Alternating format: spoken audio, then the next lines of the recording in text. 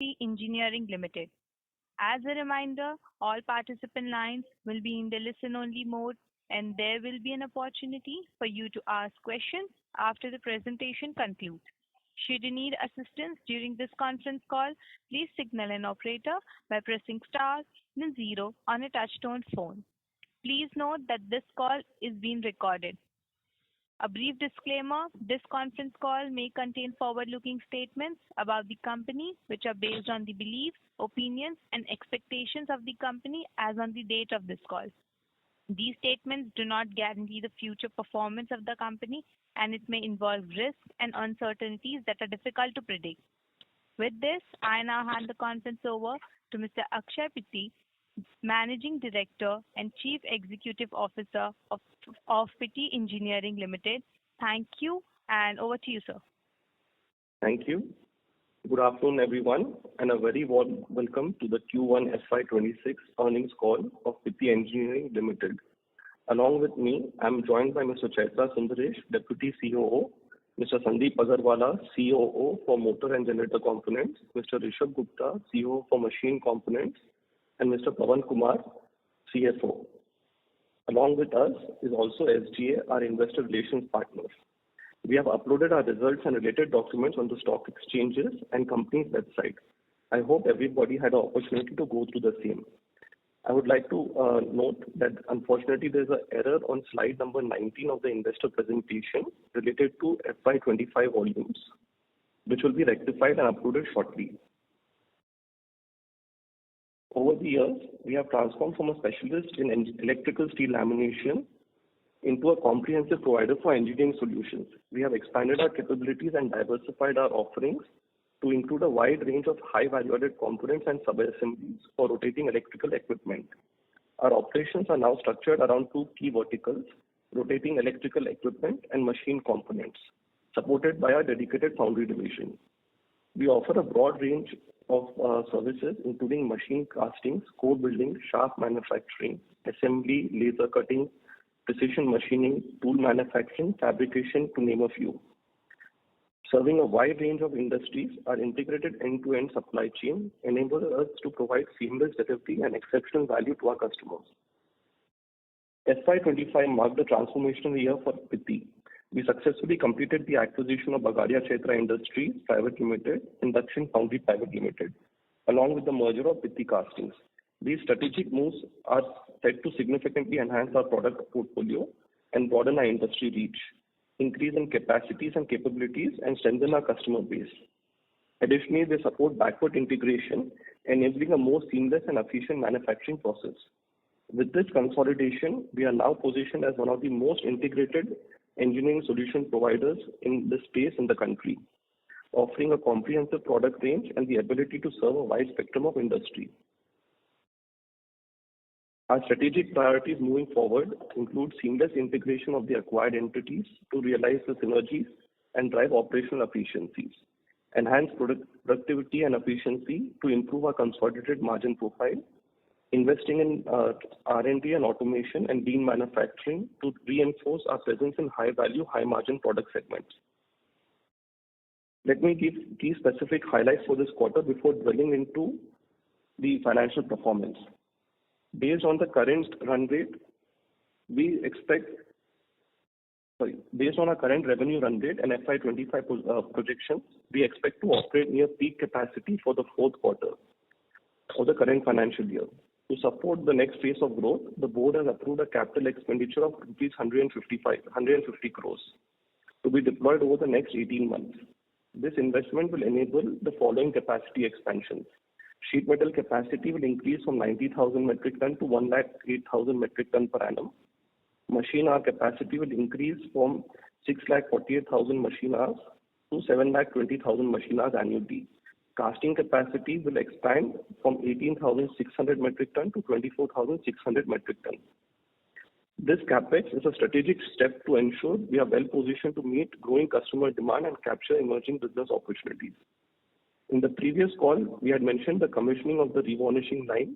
We are pleased to share that technical approvals have all been received and commercial production and supplies have commenced.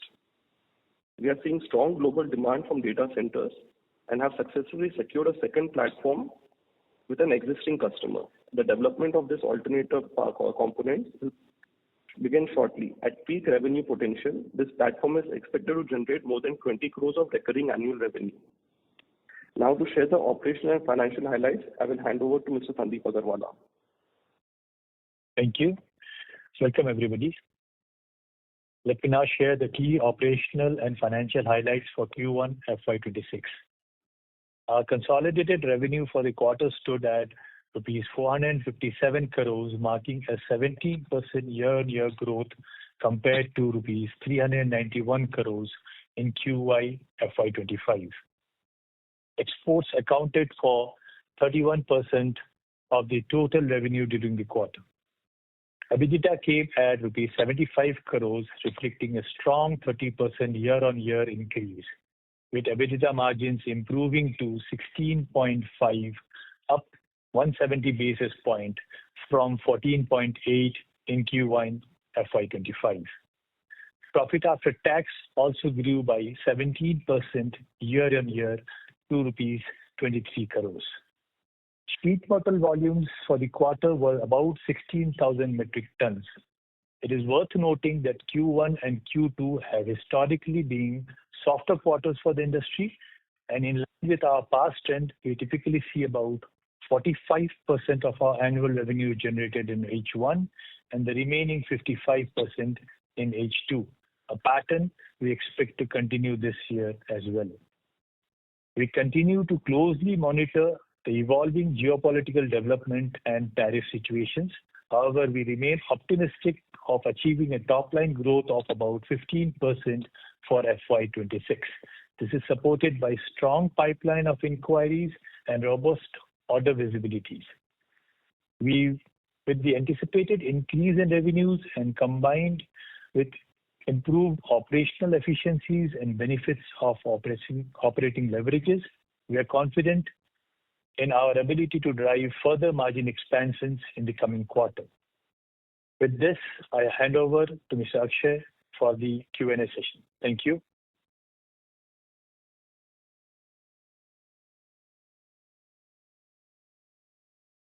Thank you very much. We will now begin the question and answer session.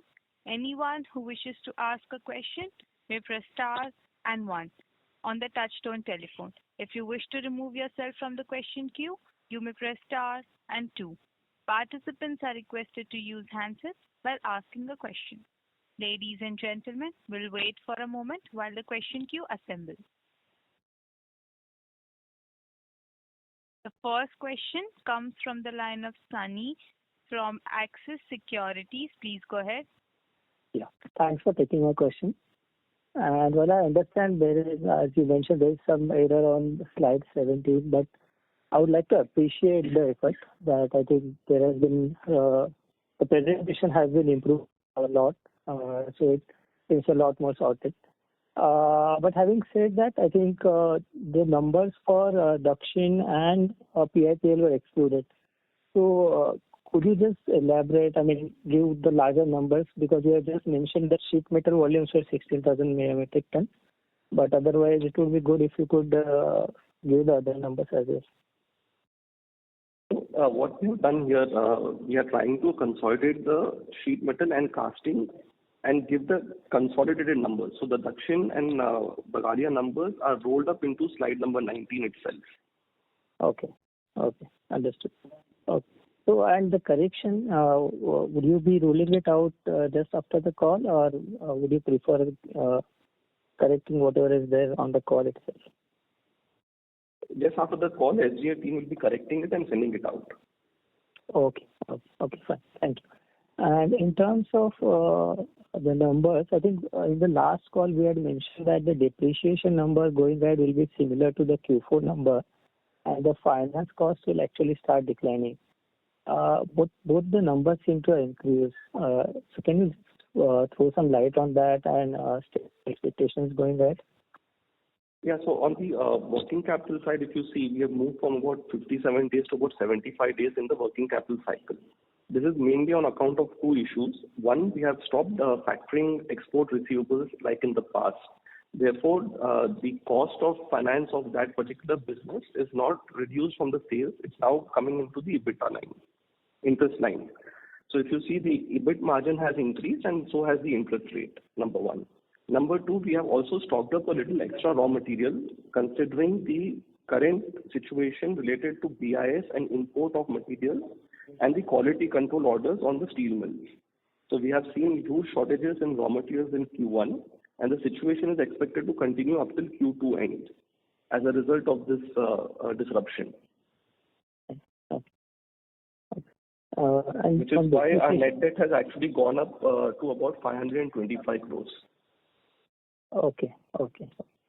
So, but can we expect it to reduce a bit, or because we have announced capex, it would remain elevated or may increase further going on? The RM we are stocking up will be reduced by December end only, depending on the situation in the market and the availability of raw materials. No, I'm asking about the net debt. Net debt will be related to that because right now the driver for the increase in net debt is mainly the inventory. Okay. So financing the inventory. Yes. Understood. Okay. And depreciation, would the current quarter's rate fair assumption, or do you think it may change? So, like we have announced this capex, which we'll start implementing probably from second half of the year. And as that capex will move from CWIP to the gross block, the depreciation will rise. Till then, this should be the steady rate approximately. We have only about 25 odd crores of CWIP currently left to be capitalized. So it's not going to be significant. Okay. And given the new capex, I think it will be in phased manner and there will be some break-even period. So is there any expectation in terms of our target for FY27, or shall we assume that the meaningful contribution to earnings side will only come in FY28? So this is the capex that we are currently incurring is all aimed towards FY27 sales numbers. As we mentioned, we are expecting a 15% top line growth for the current year. And in terms of quarter 4, we expect to be at full optimum capacity utilization. Right. So the quarter 4 will be at full utilization. So for quarter 1 of FY27's growth, we'll be doing this capex in a phased manner. Okay. So, but we had earlier stated that we would be doing around 2,100 to 2,200 crores of sales in FY27. So that does it change? And if yes, how much? I think that should get revised upward. I think this year itself we should be ending around 2,000 crores if you go by our guidance of 15% YOY growth. And for FY27 that will change. But like we said, it's an evolving geopolitical situation and we are still optimistic. The visibility and order pipeline is quite strong. Understood. Okay. Thanks a lot for answering my question. Thank you. Before we move to the next participant, a reminder to all participants, you may press star and 1 to ask a question. The next question comes from the line of Dipesh Agarwal from UTI AMC. Please go ahead. Yeah, hi, good afternoon. Congrats for the good set of numbers. Akshay, my question is how you plan to mitigate the US tariff situation? Are you looking for alternate manufacturing, or you would be looking for a newer market, or do you think the customers can absorb this kind of a price increase? So see, there are two parts to this answer. The first part, if you see our consolidated exposure to the US market, firstly, our exports are about 31% of revenue. Of that revenue, about 30% goes to US. So on the total revenue basis, the exposure to US is about 9 to 10%, which is going to be impacted by this tariff. So while it is a decent amount of revenue, it's not critical to the company, if you may put it in one sense. Second, if you see the kind of tariff announced, I don't think any company, us or the customer, can absorb it. Eventually, it has to be the end user. And secondly, if you see the supplier base, like I had mentioned in the previous call as well, it's either India or China. So currently, China has a 30% duty from what I'm given to understand, and we are at a 25% duty. there's a discussion on the Russia penalty, which is still an evolving situation. So from whatever discussions we've had with our clients, they are also a little confused as to how to navigate the situation. Right. We are not seeing any a decline in order inputs. I think quarter three, our projections are really robust for our export business, Right. including back to the US market. Do you think the capacity, so 10% of the revenue comes from US, do you think if you are not able to supply to US because of tariff, you can chip into the other markets and actually compensate for this kind of a decline? For sure. If you look at the other North American markets, what our customers have, they have facilities all over the globe. So if it is prohibitive for them to, probably import this material to US and manufacture it there, they probably will move it to some other facility in their global supply chain and get it manufactured there. See, what is interesting about our US business is this business is primarily linked to mining related parts and not the locomotive related part of our customers. And that is not in US consumption. Those mining trucks are exported all over the world. So, it will be very easy for them to move their production somewhere else if this tariff situation continues. Sure. The other what thing we can't assess is the indirect impact of the tariff. So if we have customers in India who are exporting their products to US, that is still an unknown question for us. Right. The other thing I want to understand from you is on the capacity expansion. Right now, if I see you would be operating roughly at 70% utilization across the various verticals, and there is a geopolitical uncertainty. Still, you are going for expansion. So, how confident are you on actually having the exit run rate and capacity utilization healthy enough for us to see next year new capacity being absorbed? So if I talk of the total tonnage of laminations that we export to the US, I think that's in a year somewhere around 3,000 tons. Not significant, like I mentioned, in tonnage terms. In revenue terms, it's slightly higher because there's significant value add in those parts. If you ask me on volume projections for the current year, our annual business plan of 68,000 tons still looks very, very achievable. And it will be split something like 16,000 tons, what we've done in the current quarter, 17 the next quarter, and somewhere close to 18.5 and 19,000 in the quarter 3, quarter 4. So if you look at our quarter 4 run rate, that will be actually well above the optimum 80% utilization levels, which is why we have decided to go ahead and invest. Sure. And this new capacity will be up and running by when? 1Q of next year, right? It will be progressively implemented starting 1Q of next year, yes. Sure. And lastly, the current margin levels of 16.5%, would we think that these margins would be sustainable, and as you increase the utilization to 80% by Q4, that could be some upside risk to this? Definitely. So if you see the employee costs, other expenses, those are all factored in for the higher operating level. So as we move from 16,000 to 19,000 quarterly output levels in the lamination business, the incremental margin should technically flow to the EBITDA line. Sure. Thank you and all the best. Thank you. The next question comes from the line of Mohit Jain from DR Choksey Finserv Private Limited. Please go ahead. Hi, sir. Good afternoon. Thanks for taking my question. So my first question would be on the EBITDA per ton rise.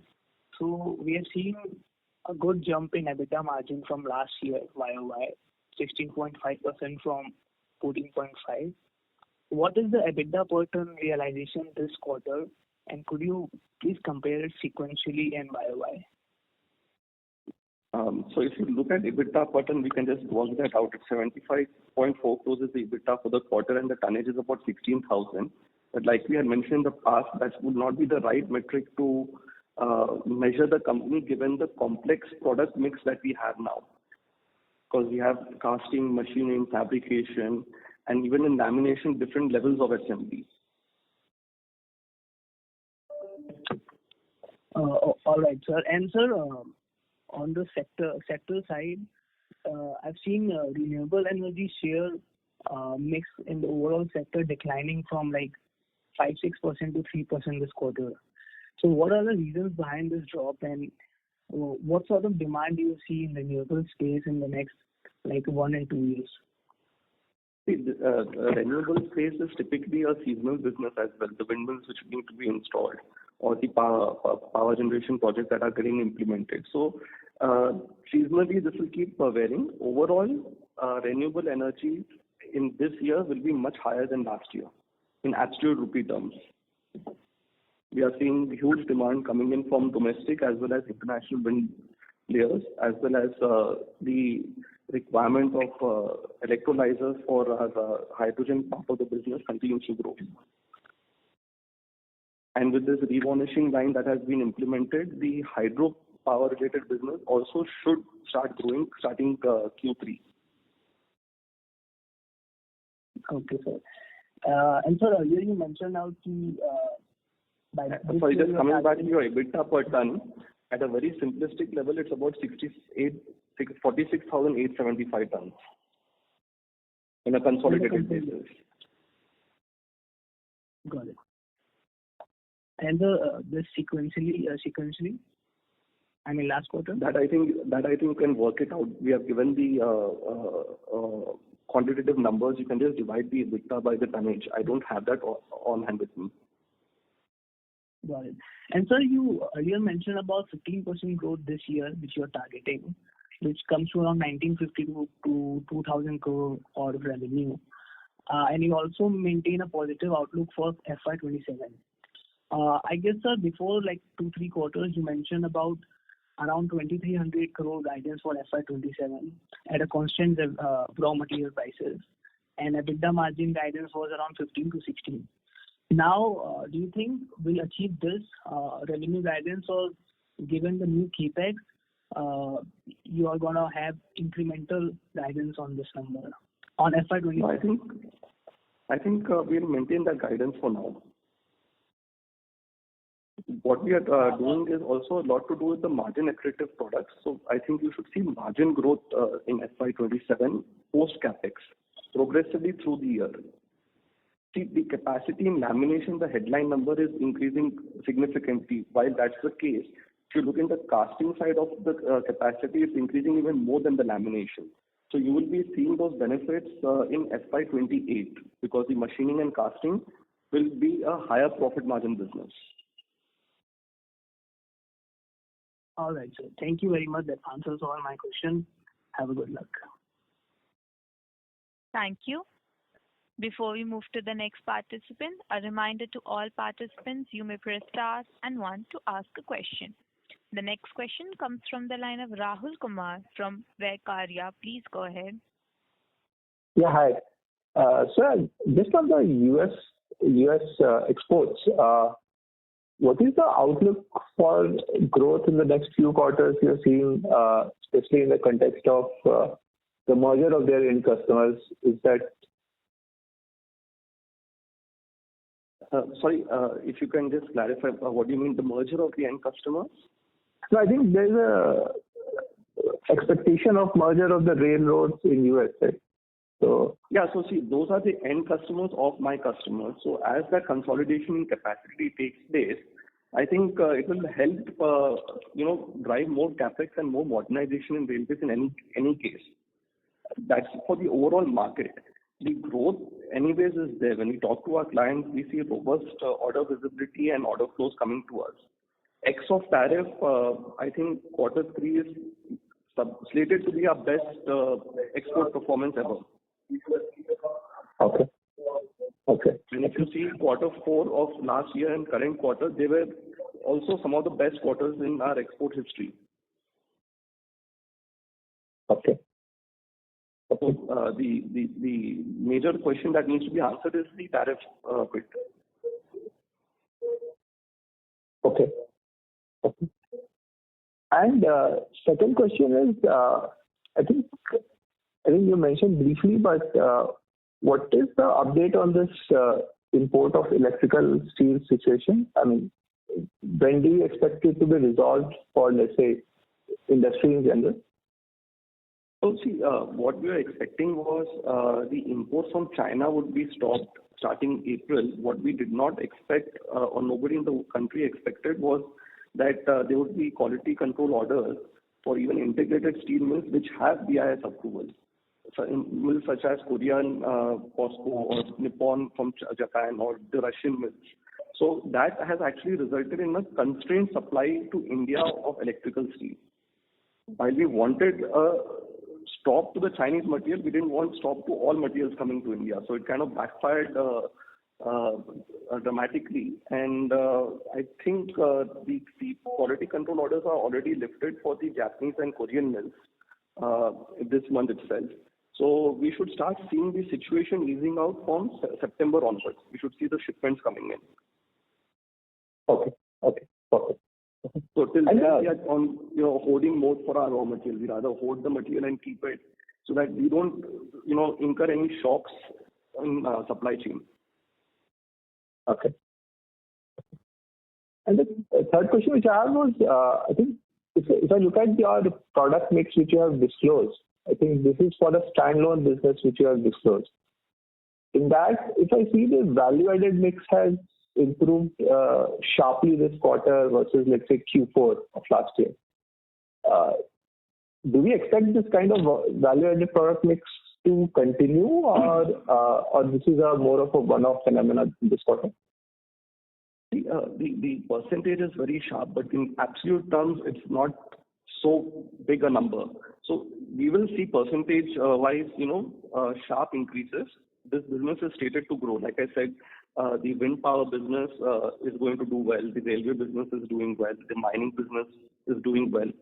Data centers is doing well. So these are all the segments that take the higher value-added products, higher level assemblies and sub-assemblies. Okay. And the last question which I had was, I think there's a goodwill basis your last year acquisition. Yes. If I remember correctly, I think there was some discussion for, how do you want to amortize it going forward, or do you want to impair it? I mean, have you reached some sort of conclusion regarding that? Currently, we are not impairing it as we have been advised. We are still taking some more advice from our tax auditors on how to amortize this correctly. So I think we'll come up with a policy of that shortly. Okay. And on your US exports, I think one of the key customers which you export, given this tariff drama, is it possible for the customer to move that business out of that location and therefore circumvent the tariff like that? See, part of the business, yes, not all of it. Certain things I don't think they will be able to move out immediately. It will take significant time. But certain parts where they have dual capacities in the other global facilities, I believe they would start moving it down, especially for those businesses where the end market is not within the United States. Okay. So broadly speaking, let's say for the products which goes out of US for those particular products, what would that be percentage? Let's say if your sales to US is 10%, what percentage is that related to the product exported from US? See, it's very difficult to correlate our quarterly sales or our annual sales to their sales because they also have an inventory. There's a transit time, and where they ship it is it's very difficult for us to kind of correlate that. But if I have to make a guesstimate based on our discussions, it would be something like 30-odd%. Okay. And I think last question is on your business. I mean, is it possible that given the tariff on India is at a high level, and let's say if it sustains, do you believe that you can move the business to some other location, maybe reshoring it to, let's say, Mexico or some facility like that? So we have explored Mexico as an option. What we understand, if you take the steel prices that are prevalent in Mexico and the cost of labor arbitrage, I don't think it makes much sense to reshore it to Mexico. Anyways, Mexico is one of our largest export markets. Out of our total exports, about 55% goes to Mexico. So we have looked at that as an opportunity, not even due to tariff, even pre-tariff, trying to be close to customer. Right. Okay. That's all. Thank you. Yeah. Thank you. The next question comes from the line of Bala Subramanian from Arihant Capital Markets Limited. Please go ahead. Good afternoon, sir. Congratulations for good set of numbers. So this 155 crore capex, how much capex to be incurred in FY26? Probably we are starting at the H2 only, and FY26 number and FY27 number on the capex side. And we are doing is a brownfield capex, or we are setting up a new facilities. Whether we are doing it Aurangabad or we are setting up some other plant, we are getting any incentives or subsidies for this capex?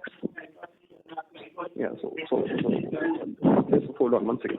So if you ask whether it's a brownfield, yes, it's a brownfield. It's known. I'm sorry, your line is. Can you mute your line? I can't hear. Yes. Lot of disturbance. Yeah, There is a lot of disturbance. Please move to a quieter place, please. Yeah, thank you. Like I was saying, these are all brownfield expansions.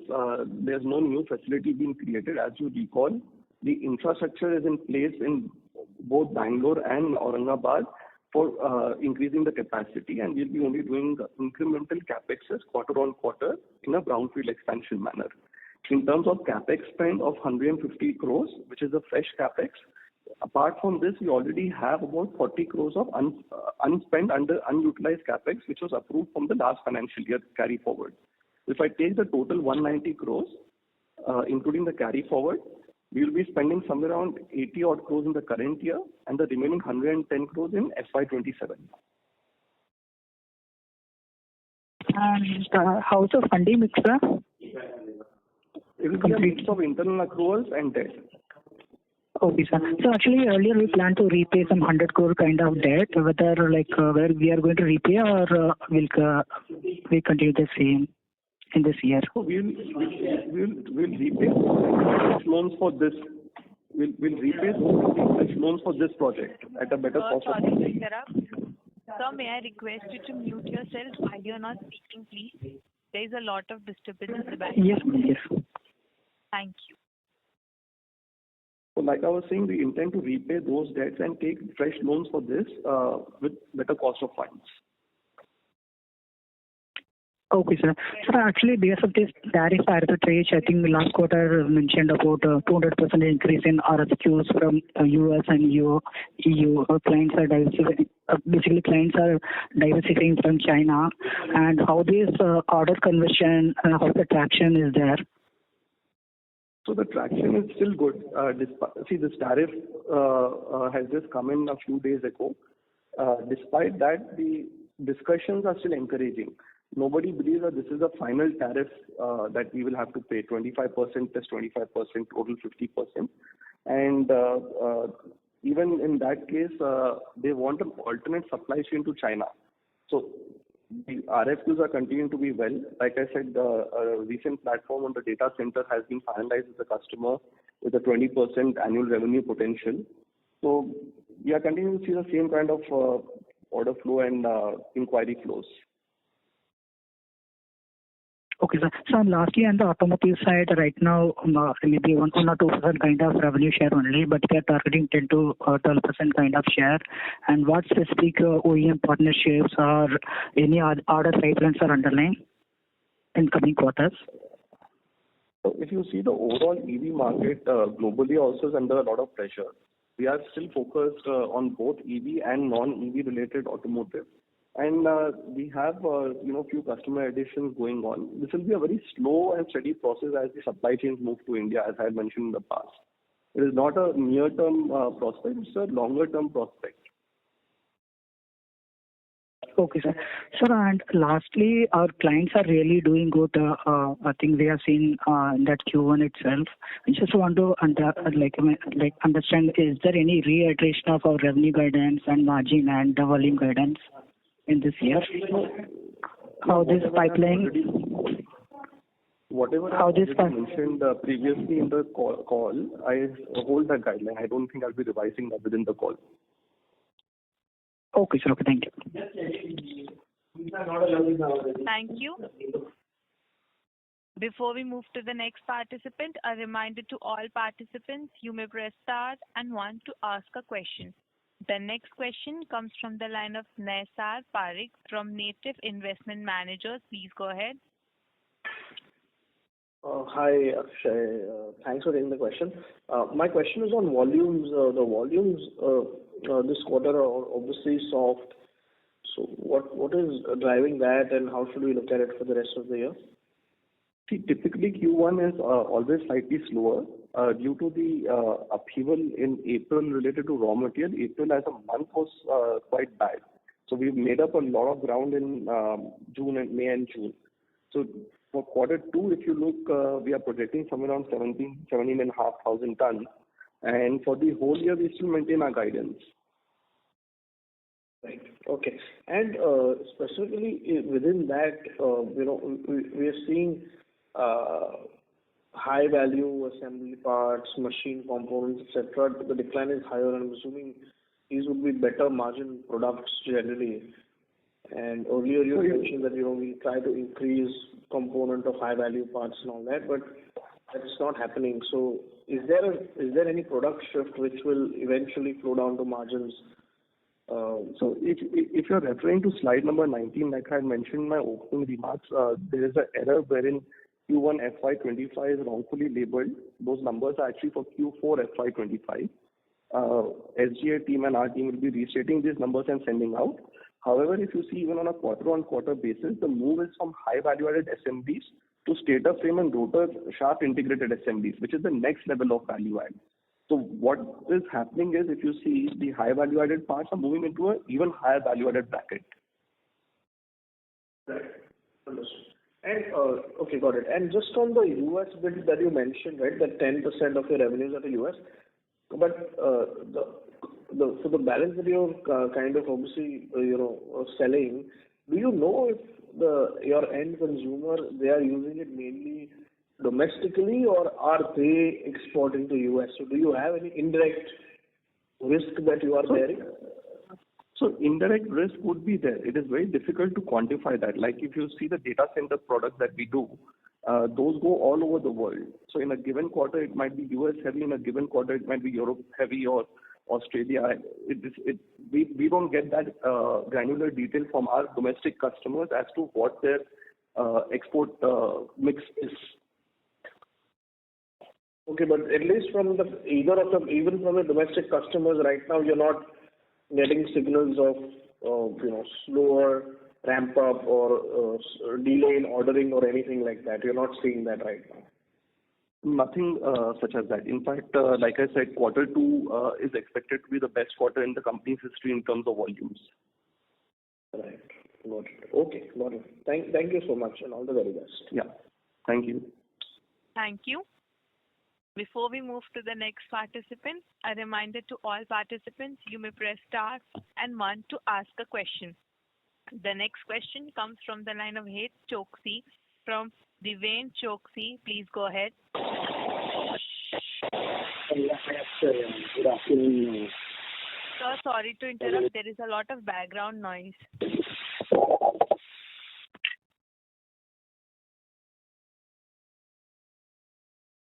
Please go ahead with your question, sir. Hello. Yeah, can you hear me? Hello? Yes, sir. Please go ahead. Yeah. Good afternoon, Akshay, and thank you for a very detailed presentation and very, very detailed approach towards tackling these uncertain times. So keep up the good work. I have two questions out here. First thing is, I'm seeing a substantial jump this quarter, although I don't like to see the number on a quarterly basis, but in the railway component business, there is a substantial jump as a percentage of your overall revenue breakup. Can you just elaborate on the traction motor and the railway component business, exactly what is happening? So, as you recall, we were in the final stages of approval for a lot of our domestic parts that will be going to the CLW, DLW factories for machined castings. So those have come through, and now our commercial supplies have started and are ramping up for those businesses. Apart from that, if you see this is on a consolidated basis.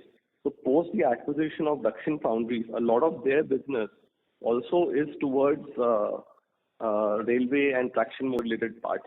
So those are the two things which have changed there, and the remaining is attributable to the increase for our supplies to a project called Shimandu project for Wabtec, where they have this new locomotive being built for South Africa, somewhere in Africa. I keep forgetting the country.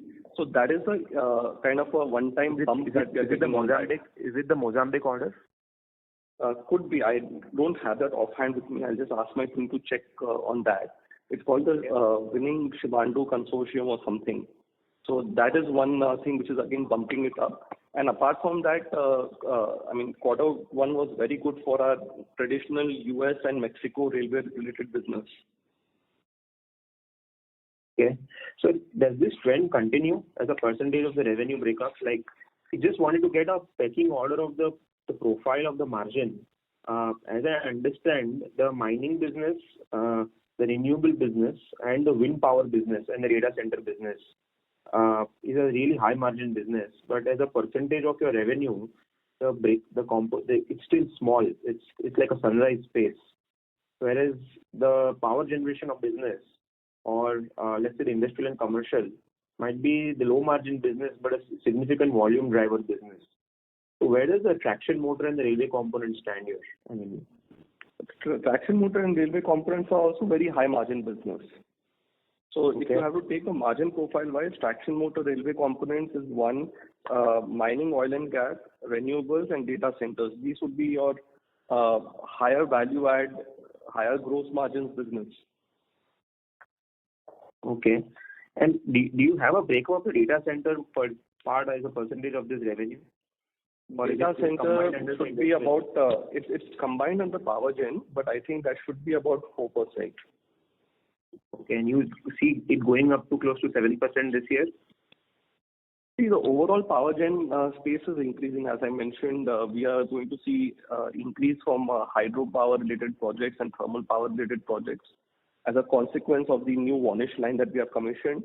Apart from that, the traditional DG set business volumes also are going up and are projected to go up further. So while there will be a significant absolute increase in the data center related business, in percentage terms, it's a little difficult for me to say whether it will go to 7% because the other segments also are growing. See, what we are seeing here is that it's a broad-based growth. Okay, some sectors such as say wind power is going to grow faster than the rest. But every other sector also is growing significantly. Maybe they are not, going 50% up, but they are still, doing 10-12%. Okay. And just to get a feel of this part, to continue on this, we have seen this government's plan of next 5 years that about 6 lakh crore rupees will be invested in the entire power distribution and transmission space to strengthen the HVDC and UHVDC space. How do we fit into this story? Can you elaborate? So that is mostly on the transmission lines and transformers. That's what they require. We are not into the transformer business. That is the static electrical equipment. We are only in the rotating electrical equipment. We may look at it as an opportunity going forward, but the steel sourcing of transformer grade steel is very, very difficult, complicated, and very, very high cost. So your gross margins there are much lower. And your capital employed is higher. So while we have explored those opportunities, we feel that our capital can be better deployed with better returns currently in this segment. if an opportunity in inorganic way presents itself to us in that space, we would be interested to look at that rather than doing it greenfield. Fair enough, sir. Great. And just one clarity on this traction motor and railway component business. What's your share of as far as the Dakshin is concerned to let's say the metro projects and the high-speed rail projects coming up? So metro and high-speed rail, I believe you're talking of Vande Bharat in this case. Yeah, in some form, yeah, the upcoming future projects. Not the Mumbai Ahmedabad, right? No. I mean, you can elaborate on that, but I was definitely talking on the Vande Bharat. Talking on the Vande Bharat. So there I think we would have very, very high. I would not want to put out the percentage, but I would say very, very high percentage market share. Okay, and we are like the de facto player in this place who can supply to MEIL and anybody. For the motor bodies, yes, for MEIL, Medha, and all of these people, we are the preferred vendor of choice. Okay. Because Dakshin does the casting. Now we are starting to do the machining in-house for those casting. And we make the laminations in Pitti engineering. So now with all of this coming under one roof, it's an unbeatable combination. Perfect. I think it sounds good. And just one last question, clarity. You mentioned on the call earlier to one of the participants that the US business is like 10% of your revenue. But as I understand, it is not easy to shift the supply chain overnight. Despite China having, let's say today, 30% tariff, and we are moving from 25 to 50. So just want to get your understanding on the mining part, which is the main component in the US. What is your interaction with your customers? Will they easily move to China if this continues for the mining business? Whatever parts are dual source and they are already vendors approved, it is not that big a deal to move it. It will take 6 to 9 months. If they are already approved suppliers, they have to ramp up. That's about it. But where there are no approved suppliers, it's a multi-year project. So if I have to give an estimate of the 10% revenue, I would say about 7% is where there's no dual source or there's no dual source in a economically competitive region, X of tariff. Okay.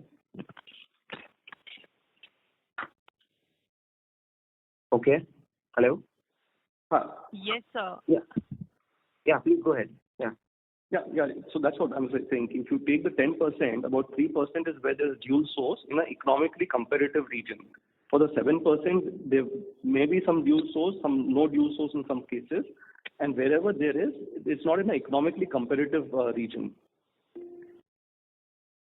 Okay. So it means that the 3% business is where there will be a lot of negotiations and discussions on part of the customers. Potentially there will be a discussion, or they might just start shifting 6 to 9 months later. Because see, with the 50% tariff, there's nothing much that we can discuss. Our gross margins also not 50%. Correct. Right. Okay. Great. I think all the best. Keep up the good work. Looking forward to the progress and just keep up the good work. Yeah. Thank you. Thank you. The next question comes from the line of Shyam Maheshwari from Aditya Birla Mutual Fund. Please go ahead. Yeah. Hi, Akshay. Congrats on a good set of numbers. Just a question from my side on the strategic initiatives.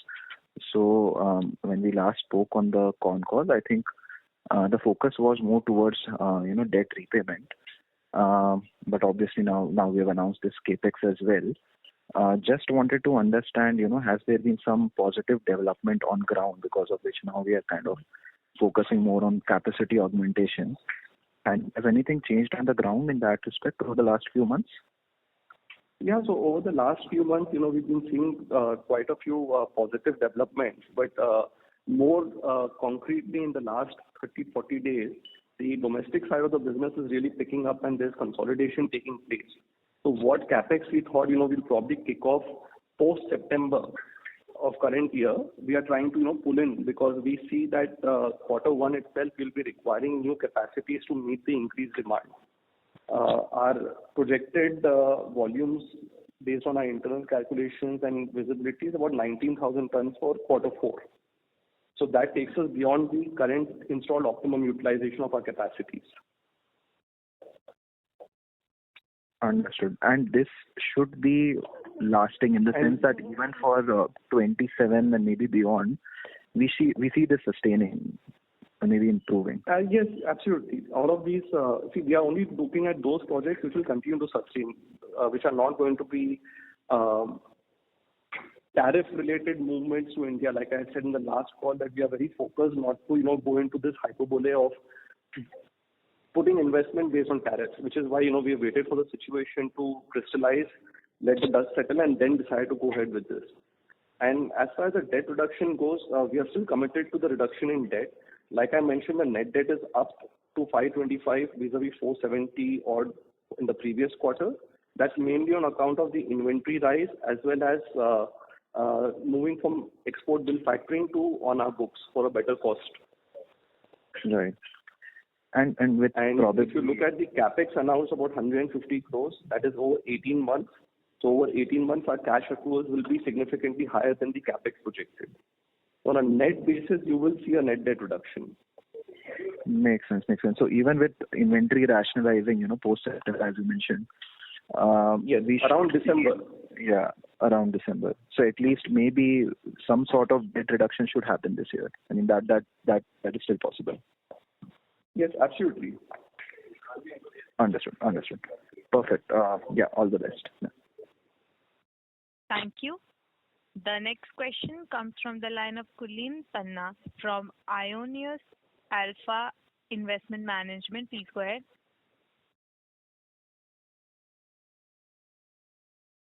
Yeah, hi. Hi. Am I audible? Yeah, this is Abhijit here. So just a couple of questions on the export business. For the clarity of understanding, whatever is going to Mexico is essentially for the locomotive and the passenger freight, and the rest which is going to US directly is majorly mining. I mean, is that the broad categorization, which is the...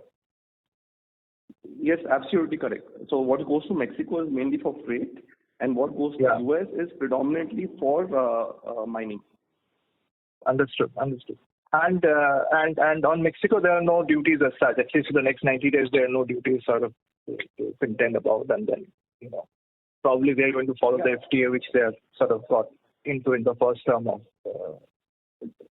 Yes, that's exactly what we read. So the revised FTA that they had signed is what I think will prevail. And the duty structure with India and Mexico remains constant. There's no change there. Understood. Got it. And on the business as such, if I take out the traction motors and the railway components, if I look at the rest of the revenues, that has grown by around 5% on a YOY basis. That growth is constrained by the availability of raw material largely, right? Because since traction motor and railway components is a high margin business, you would have prioritized it, and correspondingly the rest of the pack has been deprioritized to a certain extent, which leads to a 5% revenue growth per se. And probably as the supply sort of moves up, this growth sort of comes back. I think, is that the way of looking at it? I think at the macro level you can frame it like that. But see what's happened if you see the industrial and commercial motor space or the power generation, especially the DG sets, they are extremely price sensitive. So when the raw material constraints took place and the prices went up in India in Q1, if you would have seen the results of all the steel mills, they have given fantastic results in Q1 on account of those increases. Those increases were not appreciated and accepted by the end consumers of these products, which is why April, as I mentioned, was slow, and May and June have picked up pretty well. So we continue to see the growth in those higher profit segments such as traction motor, renewables, data center, And now with the rationalization and availability of material coming in from Korea and Japan, the prices are going to lower in India, and the same is going to result in volume growth in the price-sensitive segments of the business as well. Understood. Got it. And the last question is, when you say 16,000 tons, when you target 19,000 tons, these are purely lamination volumes, right? This does not include casting volumes. Lamination, not okay. Casting. Understood. So can you help me with casting volumes also for the quarter? I mean, laminations plus castings would be how much for the quarter? Castings, in terms of machine castings, we did about 420 tons, and we did about 1,236 tons of plain vanilla machine castings and 676 tons of raw castings. So roughly about 3,000 tons in total. Okay, got it. So whatever numbers that you have reported in your presentation on slide 19, if I include the other components, that is essentially laminations plus castings. I mean, yes. So slide 19, if you add loose laminations plus other components, essentially that's lamination plus castings put together, right? Absolutely correct. So shouldn't one be looking at that number as than purely laminations? I mean, for consolidated sort of.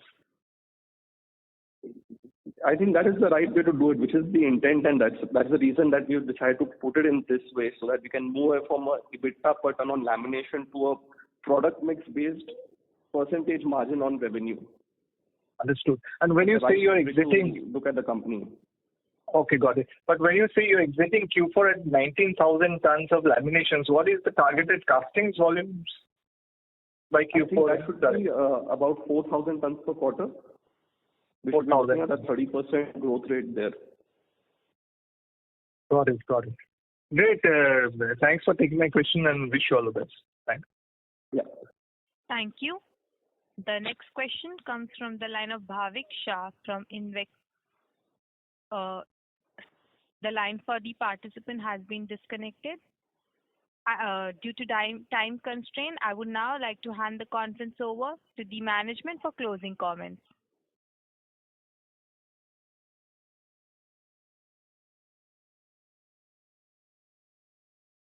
Am I audible, sir? Yeah.